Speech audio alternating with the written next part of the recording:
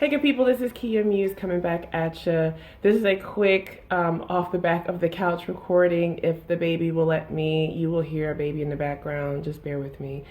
This is a Formula One video. I am a musician. This channel is about music. I help musicians to monetize their music beyond what streaming really doesn't pay. But this video is about Formula One. So I went to my first Formula One race, the Miami Grand Prix. Which was in May 2024. I am a F1 newbie. I didn't know anything about F1 before 2024 of this year. It's sort of interesting how I got into it. I believe that my brother gave F1 to me when he left. So my brother passed away suddenly in February. He's my younger brother, extremely healthy. His thing was rollerblading, any kind of skating. So if you gave him a skateboard, rollerblades, quads, whatever it was, he was somewhere rolling, grooving. That was his thing. He was super healthy and he died essentially in his sleep. So this happened in February. We, obviously, we're going through it as a family, and I was packing for myself and my son to go to the funeral. And I always have something in the background just, so the house isn't like super quiet, and especially during this time because obviously you're going through it. So, I'm a big Downton Abbey fan, and I normally, have Downton Abbey just in the background. I know all the dialogue by this point, but I just didn't want that. I wanted something that I wasn't going to have to watch. And so I put on Netflix and, the little square with Lewis and his Pirelli hat, which I'd seen a million times. I had no interest. But I was like, I'll put that on because I have no interest and I need to get this packing done for me and the baby, and I won't have to watch it. I'll just have it in the background. Child. So I put it on and I started doing laundry and packing. And the next thing you know, I'm sitting, pulling things into the living room so I can sit and fold and watch. Like it literally, it's like the Real Housewives meets racing. It just the drama, and the level of the drama, like between Christian and Toto and the teams, and Ricardo leaving, to go to Renault and then to go to McLaren. Like it was just many things. So we'd be driving up to the funeral and we stop in a hotel, and me and the baby are like watching Drive to Survive. So literally I think that's really how I've gotten through these last couple of months. Just not having to like dwell on it so much is, by watching Drive to Survive. I've watched Drive to Survive all 6 seasons back to back 3 times. So by the time we get to April, I had decided I wanted to go to a Grand Prix. So Miami was coming up. I live in Atlanta. And I convinced my cousin. And so we went. And this video is going to be the documentation of that. So let's get into it. Also, at the end of the video, I will get into pricing and what we paid for everything for all of you folks who are looking to do Miami in the future. Hey good people, it's Kia. So I just made it to Miami for the Grand Prix. Today's Friday. Initial thoughts. I should have gotten here earlier. It's 4 o'clock and quali for the sprint starts in 30 minutes. We're not gonna make it there in time. I'm still waiting for my cousin to get here to the hotel. So should have come in on Thursday night or gotten here earlier on Friday. But I mean, it is the sprint, and people are working. That was what I was thinking, that I was gonna be working, and I just wouldn't be able to swing it. So we're gonna get to the campus and just peek around. Get the lay of the land so that Saturday and Sunday we can really hit everything that we want to hit. We're staying at Element, which is like one of the West End, lower end properties. It's got like a little kitchenette situation, like little stove top, if you can see that, and a sink and stuff. So if you're traveling with your family, it's great. If you're traveling with kids, it's great. I don't know why I felt like I needed a kitchenette, but anyway, because my child is not here. But anywho, that's my first impression is, and don't, I didn't want to stay at South Beach, although I love South Beach. because I didn't want to have a really far way to go. Like my first Uber was like $45. This Uber we're gonna take the shuttle from the Brightline station, and then so Uber to Brightline, and then take a shuttle from the Brightline station to the actual campus. That's another $45. So they try to recommend that you should rent a car and drive, but the traffic here is insane, and I came to relax. Not to, I live in Atlanta where the traffic is nuts. So I didn't come here to be stuck in traffic, and I want to drink and have a good time. So I didn't rent a car. We're going to be expensively Ubering, which, is fine for the weekend. So we took an Uber from our hotel near the airport to the Brightline Aventura station, where they have shuttle buses that are like, big coach buses. And these are gonna run back and forth to the entry gate, so we don't have to like walk. And it was easier to come to the Brightline station. Oh, I think it's easier because there's not as much traffic over here because people are coming by train and then hopping on the shuttle bus. So this is the bus. As you can see, it's pretty empty. It's late though, like the sprint qualifying is happening, and it's this Friday at like 5 o'clock. So we're just gonna go and check out the campus, and then we'll be set up for tomorrow. You're gonna give yourself plenty of time for commuting. We traveled from a hotel that was near the Miami airport, but I would allot at least an hour door to door, and maybe a little more than that.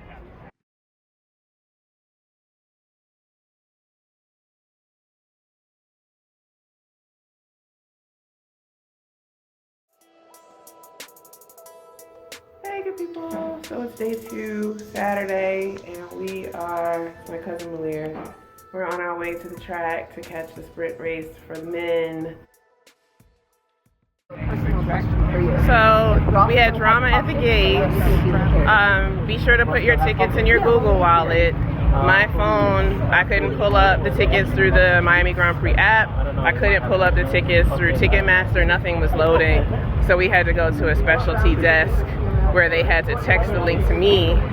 Still couldn't pull it up, so I had to send it to my cousin's phone where she could pull up the link for the ticket. So just put your tickets in your Google Wallet because the internet services out here are at the gate. The campus is vast with lots of bridges over the track. So you do a lot of climbing of stairs in addition to walking. And they're not little stairs, like 25 stairs up, 25 stairs down. But they do have an elevator at each stair construction for people who are in wheelchairs or who have canes or crutches, and even parents with strollers. They had lots of activations all over the campus, lots of fun sims and pit stops, and they had show cars that you could see up close. If you want to do these types of activities, I recommend getting to the campus super early so that you don't have to wait in excessively long lines, especially if you're bringing your kids.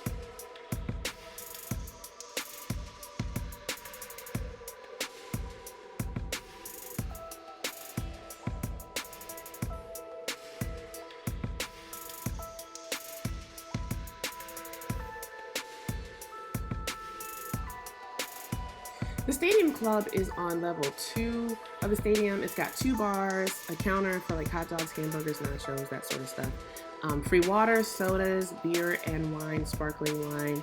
Of course, air conditioning and nice bathrooms because it is the club level of the stadium.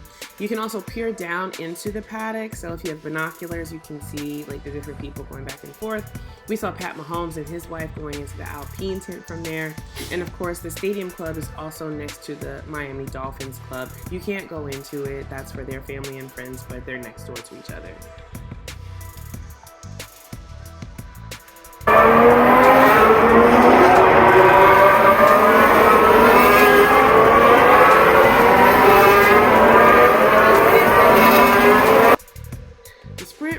Was quick and results as expected. Max dominated.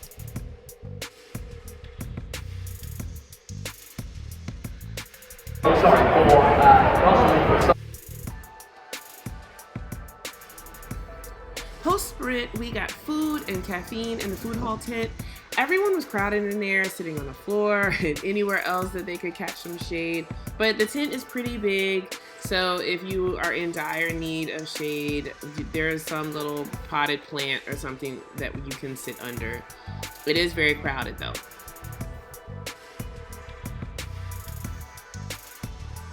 There were loads of F1 merch stores all over the campus.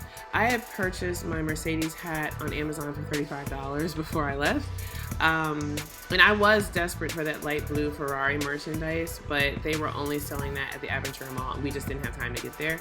The other merch that they were selling, you can mostly get online. I mean, I saw $110 for a cap, which I just was not willing to do, so I didn't buy anything merch-wise during the weekend. There were lots of fantastic art installations all over the campus. Lots of convenient Paddock entrances all around the stadium. Hopefully one day I will have one of those coveted tickets so I can meet some of the drivers. Although we did have an encounter with Checo Perez on Sunday night after the race. I will discuss that at the end of this video. Number one, that is Dorian Fitz. Dorian, qu'est-ce que tu fais, Bonjour? How do you feel? Do you feel you can take the race?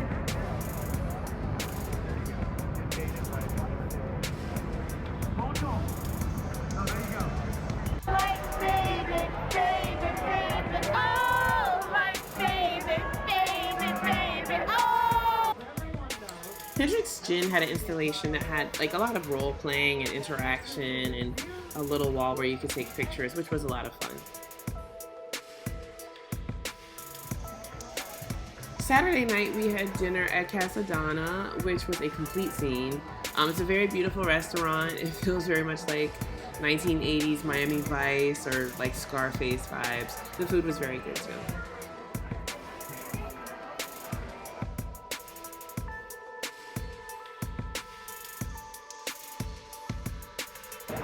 Take a peek. So this is race day. It's Sunday. We're in the Stadium Club yet again, which is on the club level 200, and then you can go up to 300, which is open air, and you can look down into the paddock. You can sit in the stadium, but this level, you know, is air conditioned. It's next to the Miami Dolphins Club, which is separate. You can't go in there with the Stadium Club pass, which is this. Yeah, the heat has been oppressive like all 3 days. So I mean, we've only been here an hour and I'm already like tuckered out.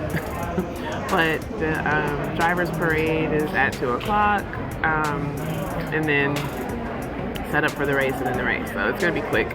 We're just here hydrating with some water, mimosa type situations, and then we're gonna go back out to our beach grandstand seats. Lots of parades on Sunday. Ferrari had a parade. There was the driver's parade, which is great to get to see them helmet free. Trump got a huge roaring welcome. Mark Anthony sang the national anthem. Cascade did some DJing. The Hard Rock Beach Club was rocking, and then it was time to race.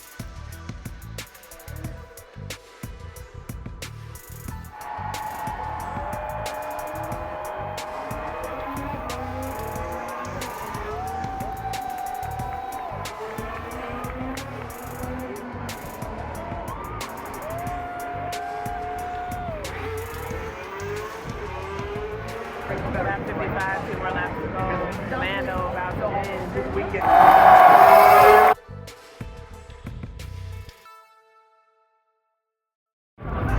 So that's the end of my Formula One experience, my first race in Miami. Lando won. We had a lovely time. Yay! Next time, bigger and better. So I just want to talk about pricing now so you guys can know. So our seats were in the North Beach Grandstands, like in the middle, as you can see from the vantage point in the videos. So we paid $700 per ticket. We got them on the official website. Now what we did notice, the closer that we got to the race, my cousin looked on like StubHub and Vivid, and the seats in the North Beach Grandstand, there were seats that were going like $450, something like this. So we did feel a little like, you know, perhaps we overpaid. You know, the economy right now is kind of crazy. So I think they did, while the grandstands looked full, I think a lot of those were people who got the seats for cheaper than we did. So there's that. And then after you buy your ticket, someone from the sales team, not F1 hospitality, but the stadium hospitality, reaches out to you to try to upgrade your package. So they sold us the stadium club, which is you saw that it's like the 200 level, the club suites, where you would get free beverages, no liquor, but water, soda, wine, sparkling wine, beer, and you have the ability to buy food without the super long lines. But there was just the one counter, so they sold like hamburgers, hot dogs, pretzels, you know, stuff so you just, you know, don't starve to death. It's not like you're gonna get the big turkey leg there, or, you know, any of the other things that you could get around the campus. And of course it's air conditioned.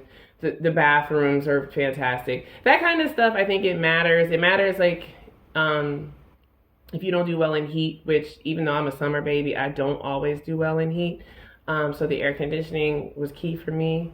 Being able to hydrate, you know, was key for me. Now, I didn't drink anywhere close to $800 worth of beverages. The bathrooms were fantastic. And then you can peer down into the paddock, but you also can do that from level 3, which anyone with a campus pass can do. It's just that you can see a little closer. From level 2, you can sit in level 2 and you can watch the screens. So, you know, I don't know if I had to do it again. You know, I don't know, maybe I would have done like a general campus pass for like $450, and then maybe added on the stadium club. Like the next time, I think I definitely would bring him, just because I, you know, don't like to be away from him, and you know, this is something that he might enjoy one day. So the air conditioning in the bathrooms, you know, being able to change him and just, you know, make sure he doesn't have a heat stroke, would be key. But you just have to, you know, then maybe, you know, you do some other package. There were other clubs, obviously, like, you know, it goes all the way up to like a $200,000, you know, ticket. So there was another club that they tried to sell us, the Turn 18 Club, which was $3,500 per person. And for that, you eat and drink for free, and I think liquor was included. But, you know, this is our first F1. You know, what do I know of a Turn 18 Club? So we didn't do that. We just did the stadium club, and I am glad that we had the air conditioning and whatnot. There was one nursing mother booth on the campus. So if you just had like a general campus pass, there's like this box that they built. They put an air conditioner in there, and so if you're breastfeeding or whatever, you need a place, you can go in there and do that. I think I covered with the strollers and stuff. There is an elevator at each stair, so you can go up without having to take the kid out of the stroller, strap the stroller on your back, and so there is that. But even still, just getting around the whole campus, you know, with a group or with littles, the heat can be daunting for them. It can be very taxing. So just prepare like hats, sunscreen, plenty of water, find all the shaded places you can, give them an opportunity to rest. Then too, if you do have littles or old people who are elderly, I would not suggest the beach grandstands at all, because it's too far away from the central part of the campus, like where the Heineken bar is and where all the little chain, you know, pit stop, all the little amenities that you can do, the Sims and whatnot. All that is very central to the stadium. So if you have people who, you know, if you're with a big group and all of that, don't try to go all the way to the grandstands and come back. Just get some seats that are like local and central to the main stadium. Like I think next time, like if I was going to do a grandstand seat, maybe I would do like the start finish seat, because what's great about that is that you can look down, you can see them as they're preparing, you can see all the other folks who are on the grid, and you can see it like without having to watch it on the screens. So there's that. As an overall experience, it was great. You know, it was kind of like, I guess for me, like the Coachella of racing. You know, I did a vision board at the beginning of this year, and like this was not on my vision board. But it was great, like Lando winning, getting to go to a race, where Lando got his first win was amazing. That was such an emotional moment. Like, I cried. And I was like, why am I crying? But it was just, like, how can you not like Lando? He's such a likable person. And it was just it was a really great moment. And like, he didn't win, for like max DNFing or anything like that. So it was really wonderful. Sunday night we ate, and I didn't document this at all. I was so tired by the end of the day, but we ate at Carbone, the restaurant, not Carbone Beach. So Carbone Beach is a special pop-up that they do for the race, but those tickets were $3,000 a person. We didn't do that. So we went to Carbone just to have dinner, and the table behind me, Checo Perez and his wife and his friends were there. And it was really funny because they sat them at, like, when you come in Carbone and then you go to like where the banquettes are, there's like this big like main banquette with the spotlights. And so literally everyone's just like, just staring, just in your mouth. So they didn't stay there. They moved them out to the patio where they could eat, behind a bush in private. But it was cool, like, to be able to see him and his wife and his friends and family. And I also want to mention the music, since that is what I do. So because we were on the Hard Rock, we were across from the Hard Rock Beach Club, which we picked because of the music. So you've got like Ed Sheeran performing, and then a bunch of other DJs that I'm not completely familiar with because I'm not like deeply versed in electro. But it was cool. I will say, like, if you're in those beach grandstands, to be able to see the screen, so you see the DJ, you see the folks that are partying at the beach club. So you get the beach club experience without having to pay the $1,700 ticket, which was great. Because that doesn't even cover drinks and stuff. Like, if you were to pay that, you still would have to pay for food and drinks once you're in the beach club. So that part was cool. The DJs were amazing. They played some of everything. And then of course you had Cascade before the race started, so he was situated over there by the start finish grandstands, and then at the end you had Kaytranada closing it out, which the crowd went up. They loved that, and I loved it too, but I watched it from inside the stadium club, so I didn't get the full experience.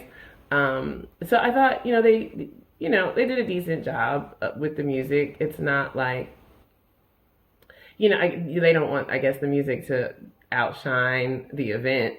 And I guess Ed Sheeran, is like one of the biggest acts you can get.